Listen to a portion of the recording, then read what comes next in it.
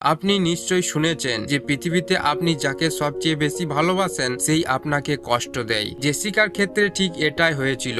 যাকে তিনি এত ভালোবাসতেন, এত বিশ্বাস করেছিলেন, তিনি তার জীবন নিয়েছিলেন। জেসিকা, যিনি ছোটবেলা থেকেই সামুদ্রিক প্রাণীদের পছন্দ করতেন, তার বাবা ছিলেন একজন জীববিজ্ঞানী, যিনি প্রায়শই গবেষণার জন্য প্রাণীদের নিয়ে আসতেন তার ল্যাবে।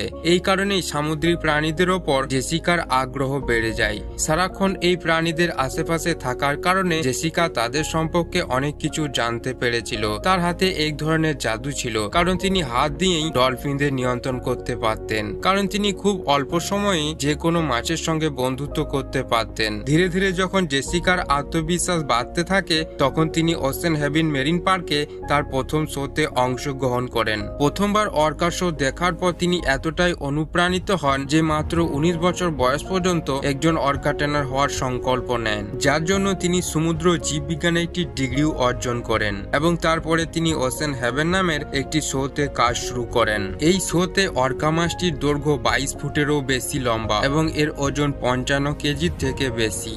এই বিশাল অর্কা মাছের শো দেখার জন্য হাজার হাজার মানুষ জড়ো হতেন। জেসিকা এই মাছটির নাম রাখেন মেলো এবং তারপরে তিনি সেই মাছটির সাথে দীর্ঘ সময় কাটিয়ে ফেলেন এবং তারা দুজনেই হাজার হাজার মানুষের সামনে তাদের সেরা পারফরমেন্স দিতে থাকেন। কিন্তু সময়ের সাথে সাথেই মেলোর আচরণে কিছু পরিবর্তন দেখা যাচ্ছিল।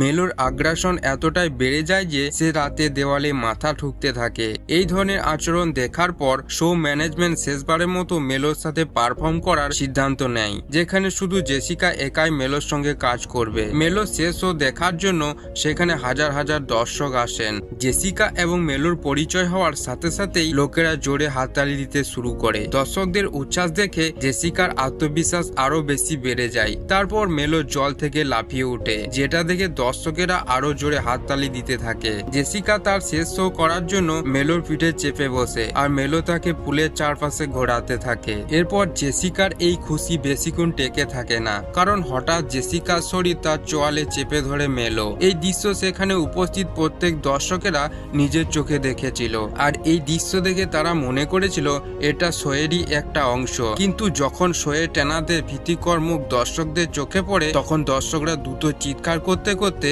সেখান থেকে দৌড়াতে শুরু করেন। এরপর শোয়ের দুজন টেনার লাঠি নিয়ে জলে নামার জন্য প্রস্তুত হন, যাতে জেসিকাকে জল থেকে বের করে তাকে বাঁচানো যায়। কিন্তু তখন মেলো জেসিকাকে তার শক্ত চোয়ালে চেপে ধরে জলের গভীরে নিয়ে যায় আর সেখানে নিয়ে গিয়ে জেসিকাকে ট্যাঙ্কের দেওয়ালে জোরে আঘাত করে। মেলো জেসিকার উপর এতটাই তীব্র আক্রমণ করেছিল তার অনেকগুলো পাঁজর ভেঙে গিয়েছিল, যার কারণে জেসিকার শরীর থেকে প্রচুর রক্ত বের